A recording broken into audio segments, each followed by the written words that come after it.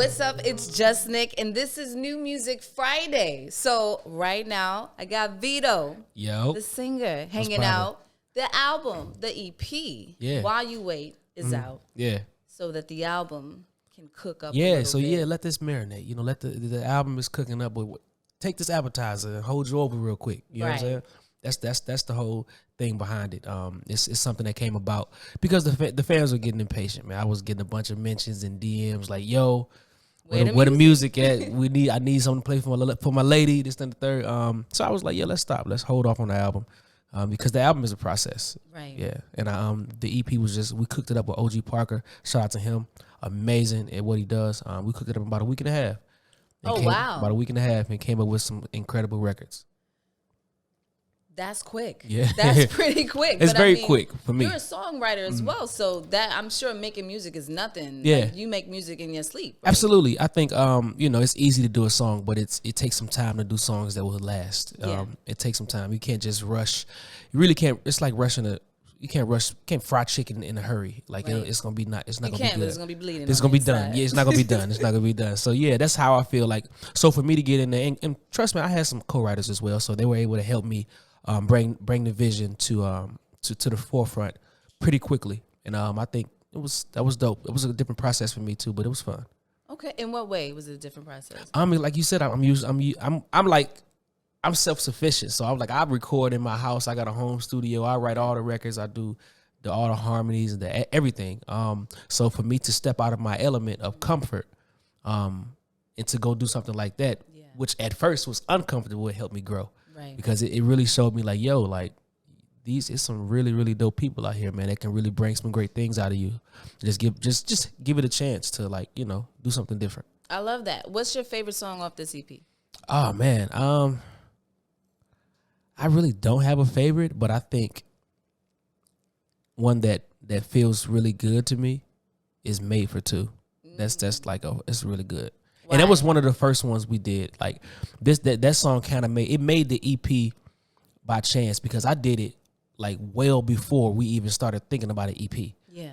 And my manager was like, "Yo, you remember this song?" I'm like, "Yo, I do. I forgot about the record." Like as a songwriter, you forget about songs all the time. And your manager, like your team, they keep everything in a vault. Like, yo, you remember this? Right. Yo, I do remember that. And that's that. And it came, I was like, yo, this is special. So I would say Made for Two. But listen, as soon as I get home, it's fun. You got one on there called Can't Believe. You know what I mean? Check it out. Okay, yeah. That's right. It's out. It's out right now. Absolutely. Okay, so congratulations. You were on Tiny Desk with Usher. Yeah, that was fun. Background with Eric Bellinger. Yeah, absolutely. We heard the notes, the runs, the melodic melodies and all of that. A little razzle dazzle. How was that for you? Like, what if you wanted people to see something from that? What statement would you want it to make? I would say that the statement that was made is that, hey, listen. Regardless if you're looking, if you're watching, somebody is, and that just goes to show that, hey, look, you might not get the big looks at first, you might not get all the views and likes and comments at first, but somebody's watching.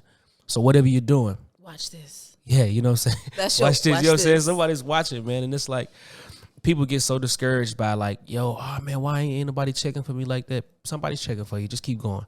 Yeah. Just keep going. And you have people like Usher, Tank, you looked up to these guys, obviously, oh yeah, absolutely, right? Absolutely. But they're taking you under their wing and stuff like that. I love that because there was really no collaboration in R&B, which is why R&B felt so divided and felt so like, just so dead to people, right? You look at hip hop, man, these young rappers that's coming up, if you already hot in the game and they gonna be like, yo, let's do a record. Let's do a song. It don't happen like that in R&B. But I guess it's a situation of, hey, listen, nah, man, this is my light. But for Usher to say, hey, listen, my light been shining bright for 20 plus years. Let me share my light with y'all. You know what I'm saying? Get y'all I want people to see y'all like this is the future. You know Passing the baton. Passing the baton, yeah. I love that. Yeah. I love that. You put up a post that I actually thought you said or articulated very well. Yeah. And you was just saying, R&B is not dead, but you do feel like it's not necessarily equal in the matter of elaborate publicity. On that. I mean, I just feel like R&B doesn't get the same shine and light that every other genre gets, right? It's like you got to work so hard to get on the radio. You got to work so hard to to get the looks and be, you know what I mean? It's crazy because it's like I said that you can go to any R&B, you can go to any playlist on Apple Music, Spotify, Tidal, anywhere, pop, hip hop, country. You won't find an R&B song, but you go to an R&B playlist, you're gonna find other genres. So I feel like that's kind of like dimming our light. That's like you stepping into our space, our safe haven, to basically give you R&B. You're crossing these genres up, but you're not doing it on the other end.